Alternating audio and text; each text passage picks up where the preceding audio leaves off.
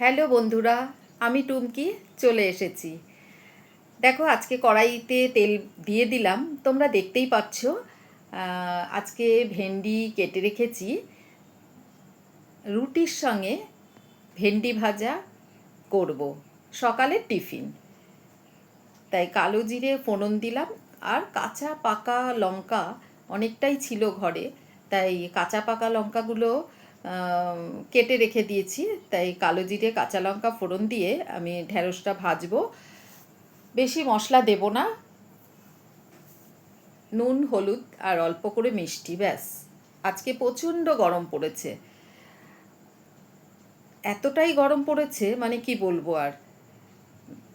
তাই তাড়াতাড়ি রান্না করে রান্নাঘর থেকে বেরিয়ে আসতে হবে। তাই অল্প মশলা ঝাল দিয়ে আমি বানিয়ে ফেলছি সকালে টিফিন, রুটি আর ভেন্ডি ভাজা।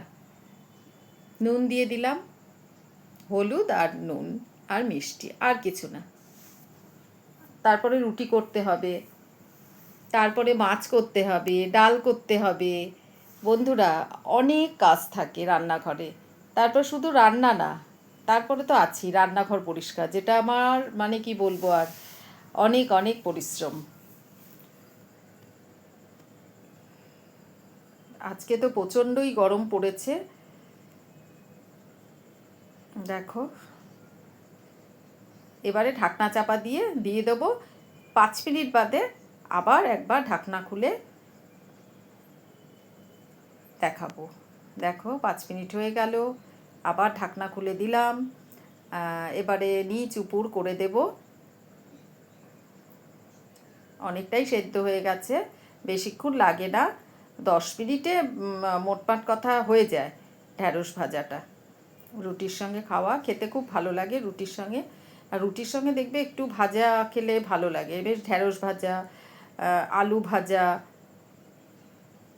অল্প একটু মিষ্টি দিয়ে দিলাম। এবার নেড়ে চেড়ে আর একটু ঢাকা দিয়ে দেবো, মজে যাবে। তারপরে নামিয়ে দেবো, তারপরে তো রুটি করব।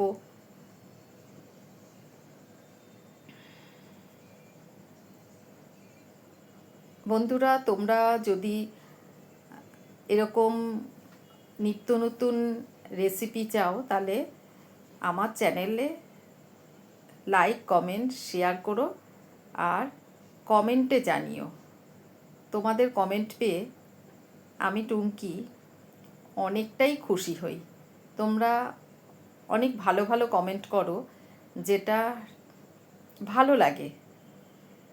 এবারে দেখো আমার মানে মাছের ঝোল রেডি করে ফেলছি, কারণ এতটা বড় তো করা যাবে না।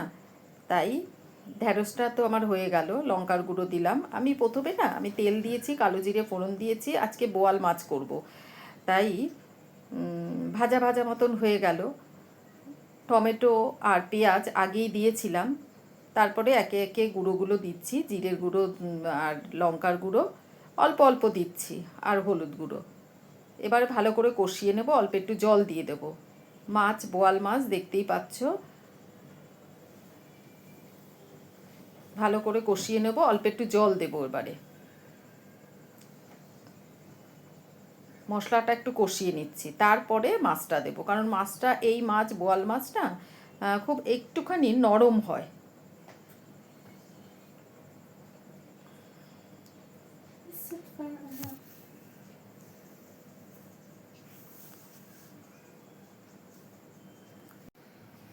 দেখো জল দিয়ে দিলাম, এবারে মাছগুলো আমি ছাড়বো ওপর থেকে।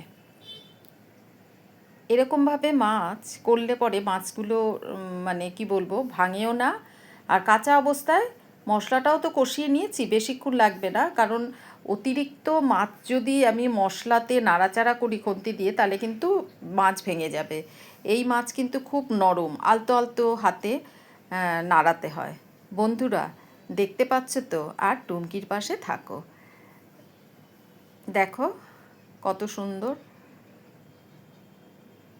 সব মাছগুলো দিয়ে দেবো, তারপরে কিন্তু আমি উল্টে পাল্টে দেবো। এই অবস্থায় প্রথম অবস্থাতেই কিন্তু উল্টে দিতে হবে, উল্টে পাল্টে দিতে হবে মশলাটা যাতে মাছগুলোর ভেতরে ঢোকে।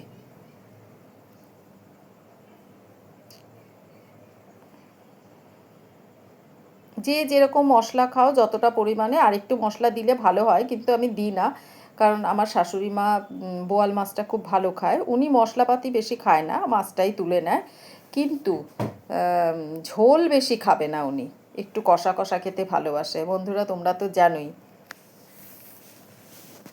পাতলা ঝোল খেতে চায় না আমার শাশুড়ি মা, একটু কষা কষা টাইপের করি। কিন্তু আমাদের ঘরে এই বোয়াল মাছটা একটু গা মাখা ঝোল করব। এই কাঁচা অবস্থায় দেখলে আমি কীরকমভাবে উল্টে পাল্টে দিলাম, এবারে কষবে। ভাতও হয়ে গেল বলতে আমার ফুটছে। এবারে দেখো ঢাকনাটা খুলে দেখছি অনেকটাই হয়ে এসছে।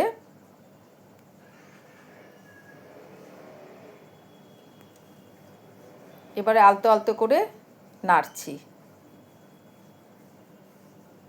এবারে একটা একটা করে উল্টে দেব, তাহলে ঝোলগুলো ভেতরে ঢুকবে।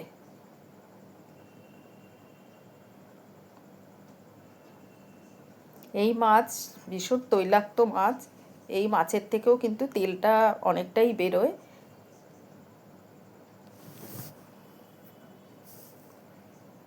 দেখো উল্টে পাল্টে দিচ্ছি, মাছটা আমার অনেকটাই হয়ে গেছে।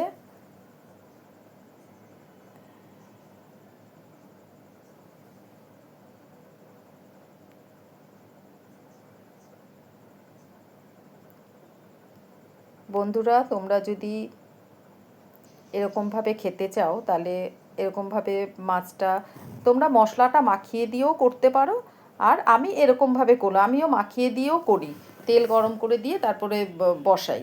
কিন্তু আজকে একটু নতুন ধরনের করলাম, ভালো লাগে এরকম। আমার মাকেও দেখতাম এরকমও করতো, আবার মাখিয়ে দিয়েও বসাতো, জানো তো। তাই আমি রোজ রোজ একটু ট্রাই করি। একটু গামাখা ঝোল থাকবে। দেখো আমাদের বাড়িতে একটু ঝোল পছন্দ করে ওর, মানে আমার অঙ্কিতার বাবা।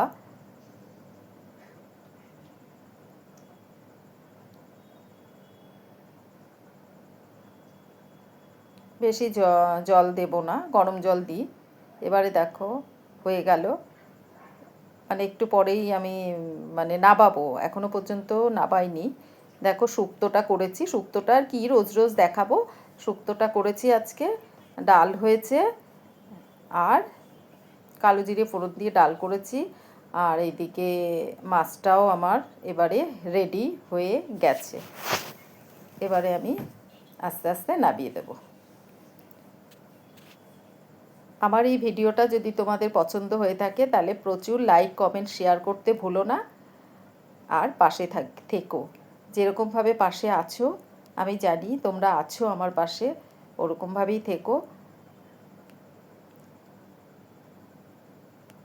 আশা করি তোমরা ভালো থেকো, সুস্থ থেকো, আর টুমকির পাশে থেকো।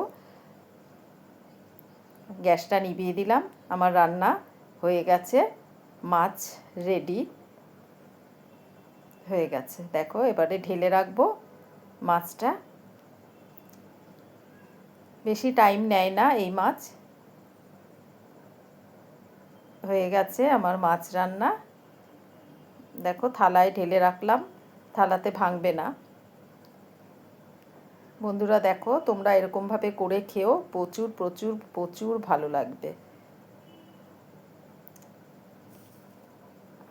আজকে এই পর্যন্ত, টাটা।